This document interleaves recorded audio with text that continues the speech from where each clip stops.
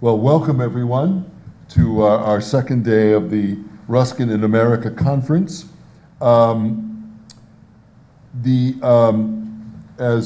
Tyson was indicating, let me say a little bit about the book table here. Tyson was mentioning the 39 volumes of the library edition of John Ruskin there, and so should you feel compelled to fact check a quotation that any of us gives today, you know, it's there and available, and if you feel like you want to take full advantage of the breaks, there's reading material in abundance there in our library edition of Ruskin. Just look at notes here. Yes, let me tell you the book table. The book table includes pamphlets published by the Ruskin Art Club, usually of our annual Ruskin lecture. So we publish them during the various years. There you will notice there is one from Sara Atwood, a wonderful talk that she gave at this very podium in 2016 on Ruskin's humanist vision of education. Amy Whitson-Bolton is with us today, and there's also one from Amy on Ruskin's truths in an age of fake news. There's also a history of the Ruskin Art Club with an addendum kind of bringing it more or less up to date. Those booklets are $10, so we hope that you will take advantage of them. Next to them is a couple of copies of titles by Wendell Berry. Wendell Berry is a great figure in our time, farmer, ecologist, and philosopher, and poet. And we did a symposium again in this very room at this very lectern in 2018 that Sarah was very involved in on a symposium on Wendell Berry. And so we have a few of Berry's books. Not to be outdone, Mr. Ruskin is putting in a personal appearance today by way of the Gutzon Borglum Bronze. So we have the Gutzon Borglum's wonderful Ruskin bronze from 1903 is with us today, so I hope you'll get a chance to take a look at it. All right. Oh, also a couple of other things too there. Sue Hodson, who's with us today, there's a little flyer on a book that Sue has written about the great LA Times writer Al Martinez that's available. So there are flyers on that. And then Stuart, the Denenberg Gallery is currently putting on Tony Gerber Art and Science Embrace, part of the art and science project that's going around the city in various forms. The catalog of this is available also.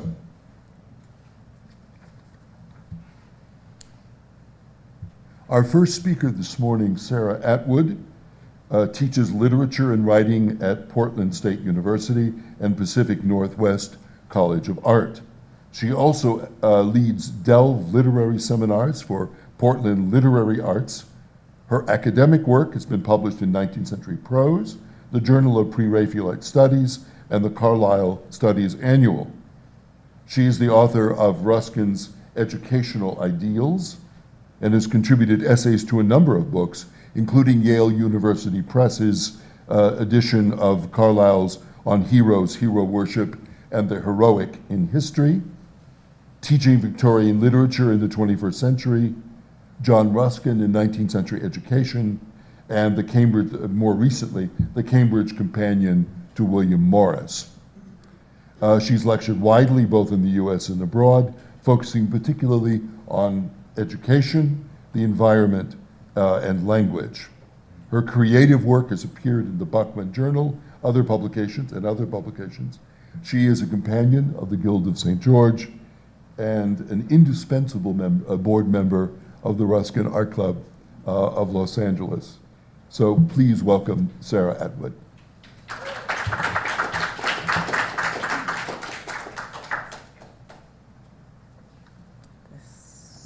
here. Thank you, Gabriel. It's nice to see you all today, and thank you all for being here. I'm going to lead us off with talking about Ruskin's kind of complicated relationship with America and complicated feelings about America. Gabriel covered a little bit of this last night. He kind of set the scene for this, so I'll just get going right away. And my talk is called Over-hopefulness and getting-on-ness, which is a quote from Ruskin that'll come up later in the talk. So Ruskin, Nature, and America. Although he had American friends and admirers and was an important influence upon the development of American art, Ruskin was often critical of America, and he never visited the United States. As he declared witheringly in Forrest Clovidra, he could not, even for a couple of months, live in a country so miserable as to possess no castles. Writing in gadfly mode in Fours in 1871, he pronounced that he would like to, quote, destroy without rebuilding the city of New York. This is a sentiment that pains me as a former New Yorker and still devoted New Yorker. He was discouraged by the absence in America of long-established historical traditions and cultural traditions, by the country's delight in novelty, and by what seemed to him a naive and facile optimism. He was also repulsed by American capitalism. Americans, he declared, were even more afflicted with mammon worship than the English. Do not attempt to learn from America, he urged his countrymen in 1877. An Englishman has brains enough to discover for himself what is good in England, and should learn when he is to be taught anything from his fathers, not from his children. Ruskin distrusted Americans' faith in democracy and their fixation on liberty. True liberty, he maintained, lay in restraint, what he called the chastisement of the passions, discipline of the intellect, subjection of the will, not in what he saw as the American do-as-I-please attitude. For him, the Americans as a nation set their trust in liberty and in equality, of which I detest the one, he said, and deny the possibility of the other. As a nation, they are wholly undesirous of rest and incapable of it, irreverent of themselves, both in the present and in the future, discontented with what they are, yet having no ideal of anything which they desire to become. Ruskin's understanding of liberty was shaped in part by his early religious training, but further developed by his study of Greek philosophy, and in particular Plato's emphasis on order and the dangers of unchecked liberty.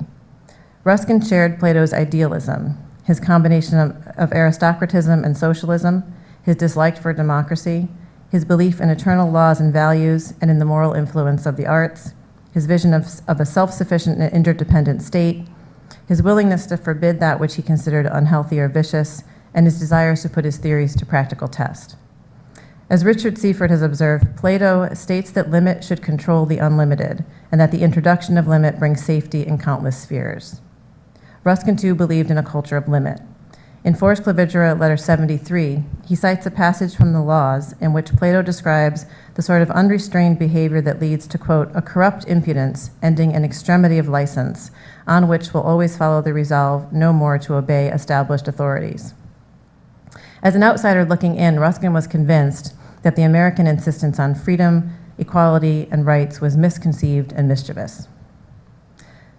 And while his dismissive remarks about America are sometimes leavened with the rare conciliatory observation, he's more often to be found, as Ruskin himself put it, going into the Americans as hard as I can go.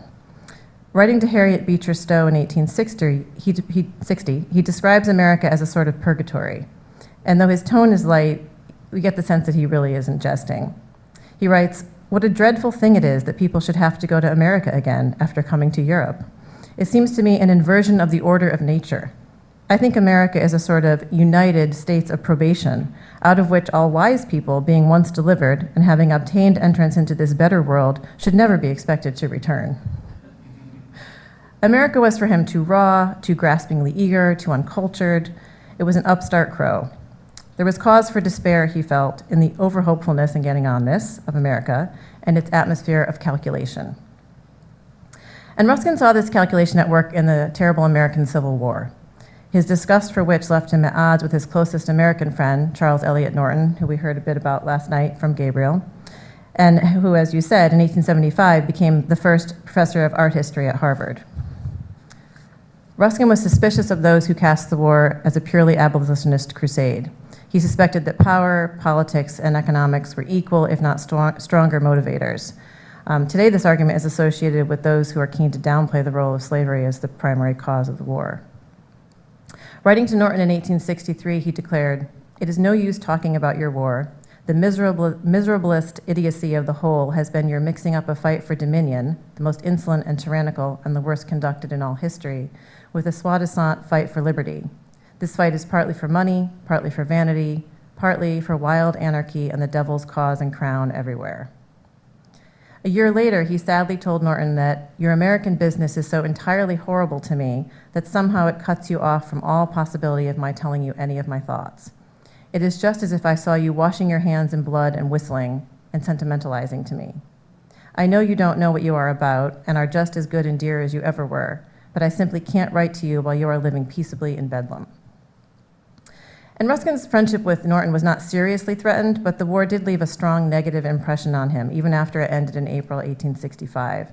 In September of that same year, Ruskin wrote Norton, "The war has put a gulf between all Americans and me, and that I do not care to hear what they think, or tell them what I think, on any matter. And Lowell's work and Longfellow's is all now quite useless to me." I think that Ruskin's remarks about the American war and about slavery require careful analysis. And a full consideration of this subject is outside the scope of this paper, though I do hope to explore it in future work. Ruskin clearly stated his opposition to slavery and declared his desire of, quote, obtaining justice not for black men only nor for white, but for men of every race and color.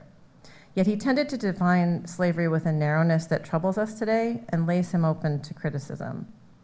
As Stuart Eagles points out, Ruskin always draws the question of slavery back to his preoccupation with the injustices of industrial capitalism, the drudgery of which made the worker into an unthinking, exhausted machine, incapable of creative thought, unlike the medieval craftsman, as Ruskin saw it, whose powers of invention were free. I think this focus blinded him to the great and important differences between the condition of the economically oppressed white laborer and the black slave considered property by law. It led him to believe, quote, that while emancipation not only ought to proceed, but must by law of all, that white emancipation, not only ought to proceed, but must by law of all fate proceed, black emancipation. And to suggest to Norton in 1863 that if you in the North want the slaves to be free, let their masters go free first. If they don't like to be governed by you, let them govern themselves. Then treating them as a stranger state, if you like, say, you shall let that black fellow go. These statements tell us a lot about the cultural, social, and racial assumptions of the time, the inherent biases that influenced even the most progressive-minded men and women. But they also, once again, draw the argument back to capitalism and suggest that perhaps Ruskin thought that white people would be unable to see the necessity of emancipating black people until they themselves were free of capitalist oppression. And as a not unrelated aside, it's instructive to note just how deeply embedded these biases were and are. Frederick Douglass, who championed the rights of women, angered Susan B. Anthony and Elizabeth Cady Stanton by declaring that black emancipation must precede the emancipation of women. But the degradation of white laborers, though clearly unjust, was simply not comparable to that of slaves in America. Stuart Eagles, again, points out that Ruskin placed great emphasis on the value of personal experience as a guide to his principles. And it's true that most of his valuable thinking is rooted in experience and close observation. Yet in the case of America, I think it's arguable that Ruskin was limited by inexperience. Although he had much to say about America, he made little effort to engage with or understand it. As he had written to Norton, he didn't care to hear what Americans thought or to share his thoughts with them. This willful lack of knowledge led him to form generalized, negative opinions that became entrenched. It also explains his failure to understand the American system of racialized chattel slavery. Ruskin had no experience of black men or women, or of the deeply racist structure of American society. He had no experience of white Southern plantation owners who were not oppressed laborers themselves, but affluent, self-interested, and committed to preserving a vile institution. He was simply wrong in equating the industrial serf economy and the wage slavery of England to the plantation slavery of the United States. Ruskin condemned slavery in all its forms, and I think we need to make that clear, but an incomplete understanding of its American form led him to draw false equivalencies. The distaste that Ruskin felt for American culture and politics tainted his attitude toward the very land itself. Having described the country he'd never visited as fresh, pure, and very ugly in an 1856 letter to Norton, Ruskin defended his impertinence by instancing some American landscape paintings he had recently seen, which showed, quote, that the ugliness of the country must be unfathomable. Ruskin is so convinced of America's ugliness that he doesn't stop to question the painter's skill or the possibility that maybe these paintings were just bad. Doubling down in the same letter, he deplores the efforts of a young American lady to whom he'd been giving drawing lessons, whose eyes, he said, had become so accustomed to ugliness that she caught at it wherever she could find it, even amidst the most beautiful English scenery. Here again, he's uncharacteristically silent about skill or talent. He considers the American lady's failings to be national rather than individual. America's ugliness has ruined her ability to see clearly, and we know that for Ruskin, this is the greatest of all evils, not being able to see clearly. Americans, he declared, possessed the skill of degradation. Strong words. In a letter of 1869, Ruskin gave Norton an account of two American girls he'd encountered on a train journey to Verona, who lacked any perception of the natural world. Fidgeting uncomfortably, snacking abstractedly, the girls failed even to notice the beautiful landscape outside the carriage window. Their amusements, battered French novels and sweets, were vulgar to Ruskin's mind, and their limited conversation was trivial. Ruskin saw their enervation not as a natural response of children confined in a small space, but as a peculiarly American flaw.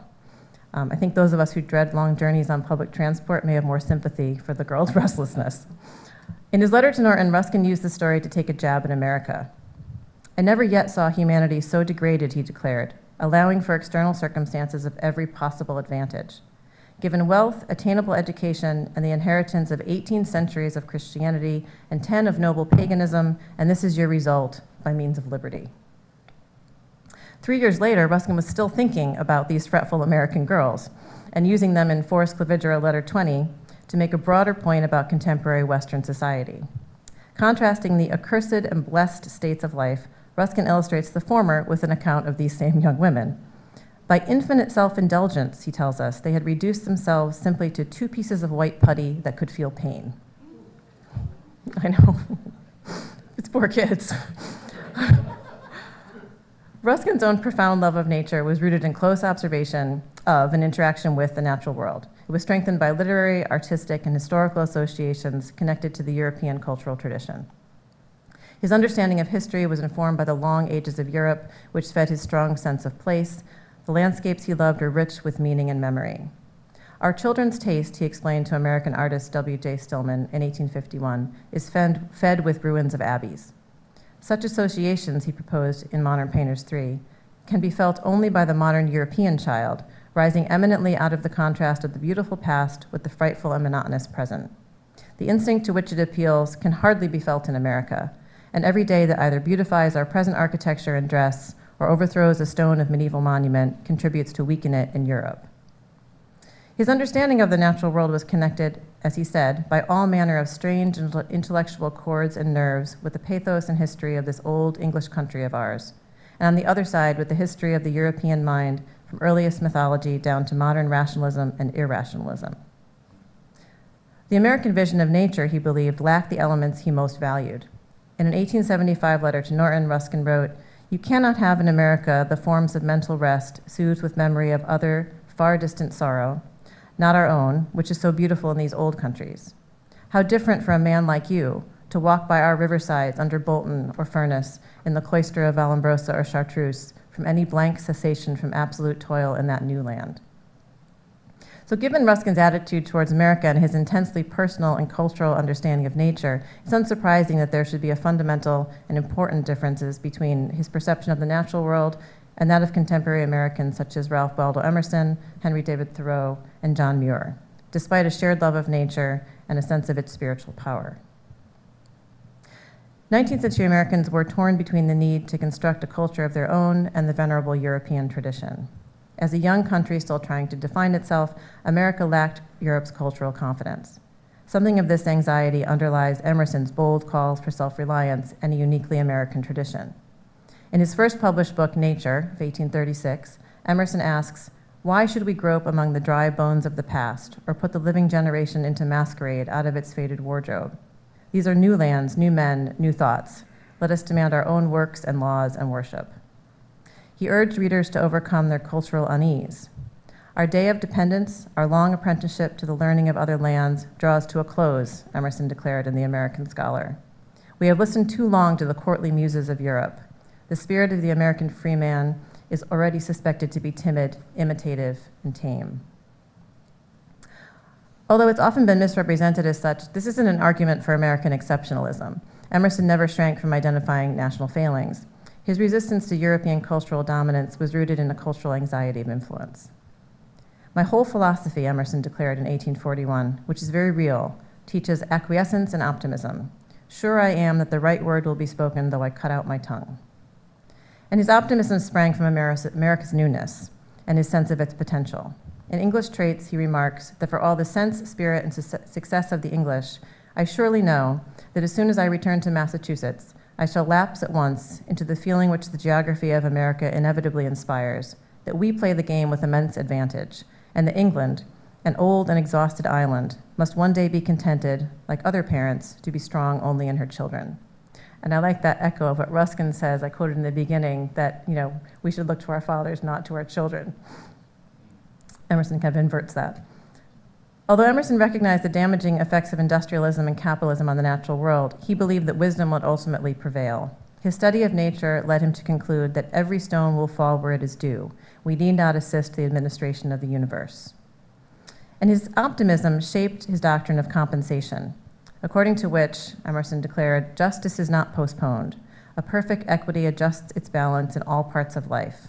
Every secret is told, every crime is punished, every virtue rewarded, every wrong redressed, in silence and certainty. And Ruskin was not without hope, but Emersonian optimism seemed to him ingenuous. I fancy Emerson's essay on compensation must have been written when he was very comfortable, Ruskin remarked in 1866. For Emerson, nature was more symbolic than particular, and as he said, every natural fact is a symbol of some spiritual fact. R.B. Stein points out that although Ruskin used the transcendental argument to make nature more meaningful, he didn't see nature as symbolic in the sense that Emerson did. Nature for Ruskin was metaphoric or allegorical rather than the basis for a symbolic vision. And it was also immediate and particular. Throughout his life and his work, Ruskin paid close attention to the natural world in all its detail and materiality.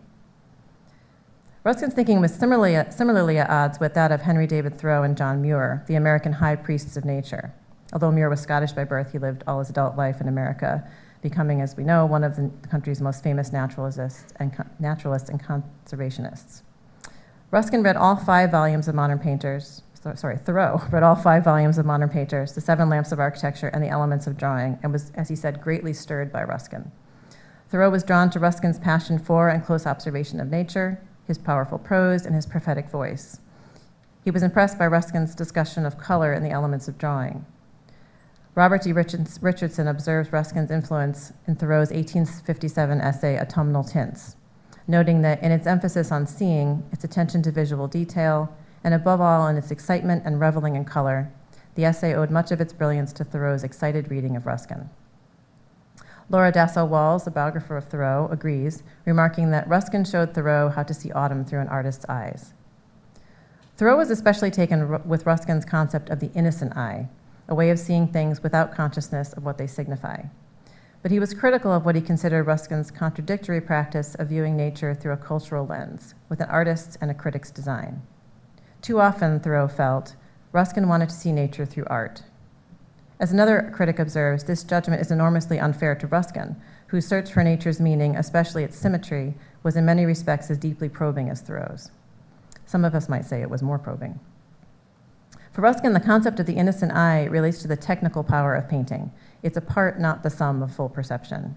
As Ruskin makes clear, in the mind of the man who has the most power of contemplating the thing itself, all perceptions and trains of idea are partially present, not distinctly, but in a mingled and perfect harmony. Fancy and feeling and perception and imagination will all obscurely meet and balance themselves in him. As he put it in a now famous declaration, to see clearly is poetry, prophecy, and religion all in one. Thoreau, like Muir after him, misunderstood Ruskin's feeling for nature. He was put off by Ruskin's mingling of nature and religion in modern painters, and he failed to see that Ruskin's passion for the natural world was just as strong as his own, though of a different character. And one wonders if Thoreau, who died in 1862, would have understood Ruskin better had he lived long enough to read his later work. In a journal entry of 29th October, 1857, Thoreau writes, "After reading Ruskin on the love of nature, I think, drink deep or taste not the Pierian spring. He there, to my surprise, expresses the common infidelity of his age and race. He has not implicitly surrendered himself to her. And what does he substitute for that nature? I do not know, unless it be the Church of England. Questioning whether that relation to nature was of so much value after all, it is sour grapes. He does not speak to the condition of foxes that have more spring in their legs. The love of nature and fullest perception of the revelation which she is to man is not compatible with the belief in the peculiar revelation of the Bible which Ruskin entertains. As Ruskin was beginning to glimpse darkness in the natural world, an awareness of ecological degradation that would result in the apocalyptic vision of the storm cloud of the 19th century, Thoreau was composing paeans to American wildness in the 1860 essay Walking. According nature and almost salvific power, Thoreau famously declares that in wildness is the preservation of the world. Thoreau's essay is a statement of faith. I believe in the forest and in the meadow and in the night which the corn grows. He echoes the creedal formula. It is also a celebration of America's freedom from tradition, although Thoreau's insistence on the enervation of European culture also suggests a distinctly American fear of inferiority. For Thoreau, the future lies to the west. The Atlantic is a Lethean stream, he writes, in our passage over which we have had an opportunity to forget the old world and its institutions. English literature in particular, he argues, is as tame and staid as the English landscape, lacking the wild strain encouraged by America's vastness and to be superseded one day by vigorous American creativity. While conceding the enduring power of myth, the crop which the old world bore before its soil was exhausted, Thoreau believes that in the future, an American mythology will provide a fresh source of inspiration. Everything is bigger, brighter, wilder, more inspiring in America, Thoreau enthuses. He writes, if the heavens of America appear infinitely higher and the stars brighter, I trust these facts are symbolical of the height to which the philosophy and poetry and religion of her inhabitants will one day soar. For I believe that climate does thus react on man. Will not man grow to greater perfection intellectually as well as physically under these circumstances? We might ask ourselves if that has happened in our present time. Or is it unimportant how many foggy days there are in his life? I trust that we shall be more imaginative, that our thoughts will be clearer, fresher, and more ethereal as our sky, our understanding more comprehensive and broader like our plains, our intellect generally on a grander scale like our thunder and lightning, our rivers and mountains and forests, and our hearts shall even correspond in breadth and depth and grandeur to our inland seas. And this vision of nature depends on leaving the past behind, shedding the very influences that shaped Ruskin's understanding of the natural world. Whereas Ruskin identified the want of historical associations as a particularly American deficiency, Thoreau declared, he is blessed over all mortals who loses no moment of his life in remembering the past. Dominic Green points out that while Ruskin could look back to the medieval unities and the nature of Gothic, Thoreau had the Neolithic past of Indian arrowheads and the speaking cosmos and the quiet desperation of a revolutionary. And these for him were far more powerful. And Thoreau doesn't acknowledge the dark side of nature that troubled Ruskin. In the East, Thoreau writes, fancy and imagination are affected with blight, but westward lies the Holy Land, where one day the sun shall shine more brightly than ever he has done, and light up our whole lives with a great awakening light. And John Muir, too, objected to Ruskin's account of darkness in nature. Reading modern painters in the 1870s, Muir wrote to a friend, how cordially I disbelieve him tonight, and were he to dwell a while amongst the powers of these mountains, he would forget all dictionary differences betwixt the clean and the unclean, and he would lose all memory and meaning of the diabolical, sin-begotten term, foulness. But of course, Ruskin had dwelt among the mountains, and the powerful contrast that he draws between mountain gloom and mountain glory was a result of close observation. For all his love of the natural world, a conviction of its divinely influenced beauty, Ruskin warned against a naively sentimental view of nature. He writes, in the utmost solitudes of nature, the existence of hell seems to me as legibly declared by 1,000 spiritual utterances as that of heaven. It is well for us to dwell with thankfulness of the unfolding of the flower and the falling of the dew and the sleep of the green fields in the sunshine.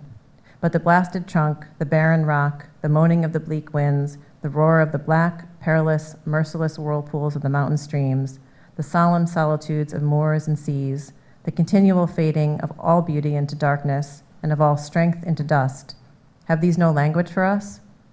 We may seek to escape their teaching by reasoning touching the good which is wrought out of all evil, but it is vain sophistry. The good succeeds to the evil as day succeeds the night, but so also the evil to the good. Muir would have none of this.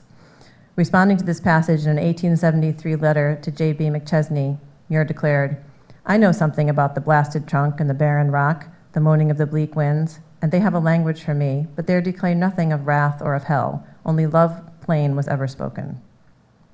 Muir saw only the ineffable beauty and harmony of nature.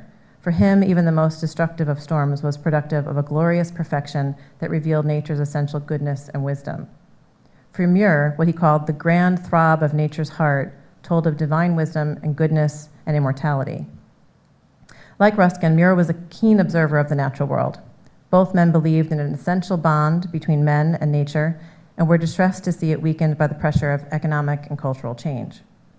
It is likely that Ruskin, who had protested the expansion of the railway into his beloved Lake District and the conversion of Thirlmere into a reservoir, would have approved Muir's conservation efforts.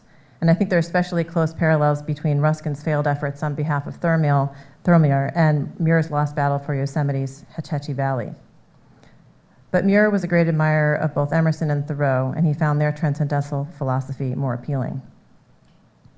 In the same letter to McChesney that I've already quoted, Muir praised Ruskin's steel-tempered sentences, but he once again criticized what he saw as Ruskin's hopelessness and his emphasis on the dualities of nature, good and evil, dark and light, life and death. Muir failed to see that Ruskin's use of linguistic dualisms does not mean that his vision is dualist. Muir declares Ruskin an infidel to nature. "You can never feel that there is the slightest union," he said, "betwixt nature and him," which may be a very surprising thing to hear for those of us who've read a lot of Ruskin. Ruskin lives, Muir insists, beneath a bell glass, his vision occluded by the heaviest and most opaque stuff in the universe, 1,000 times denser than hammered steel. There's a good deal more in this vein, and one wonders at Muir's apparent inability or refusal to understand Ruskin's meaning. Terry Gifford cautions against an uncritical acceptance of Muir's strictures, suggesting that Muir may have learned from Ruskin the multiple modes of discourse that enabled him to move between lyrical descriptive prose, scientific inquiry, and angry preaching, as well as a concern for the environment and human life. Gifford argues that Muir's resistance to aspects of Ruskin's language has clouded Muir's ability to see the whole of what Ruskin is saying, with which he would have sympathy, with the result that Muir's is not a reading of Ruskin at all, but a misreading. It's arguable that after 1886, Muir used Ruskin to more clearly define his own thinking, seeking not only to learn from Ruskin, but to forge his own vision, and at the same time distancing himself from Ruskin's example in what might be interpreted as another instance of cultural and intellectual anxiety. Among the Americans who studied and wrote about nature, Ruskin has more in common with George Perkins Marsh, whose Man and Nature, 1864, is an attempt to study the harmful effects of human impact on the natural world and to encourage wise future practice. Marsh's pragmatism contrasts with the traditional American glorification of wildness. Ruskin owned a copy of Man and Nature, and although he doesn't comment on it in his own work, one expects he must have approved Marsh's blend of scientific and cultural knowledge, his commitment to close observation, and the rejection of narrow specialization. While Ruskin read several of Emerson's books, heard news of him through their mutual friend Carlyle, and met him on one occasion in 1873, Ruskin doesn't mention Thoreau or Muir and does not appear to have owned any of their books. Marsh's tone and style are quite different from Ruskin's, and his book is systematic and data-driven, but he nonetheless shares Ruskin's vision of connection and relation, and he repeatedly links nature, culture, science, and history. He also expresses a Ruskinian belief in the power of sight. Marsh writes that it is the power most important to cultivate, and at the same time hardest to acquire. Sight is a faculty, seeing an art. Although known and respected amongst academics, conservationists, and environmentalists, neither Marsh nor his practical, sober work attained the popular fame accorded to Emerson's oracular mysticism or to the visionary spirituality of Thoreau and Muir. Concerned to establish a uniquely American story and tradition, Emerson, Thoreau, and Muir interpreted nature signs differently than Ruskin. Ruskin read what he called the living hieroglyph of nature through a lens of history, culture, and experience. Despite many apparent correspondences and points of sympathy with these Americans, Ruskin's ideas had been forged in a different fire and bore the marks of its distinctive tempering. Thank you.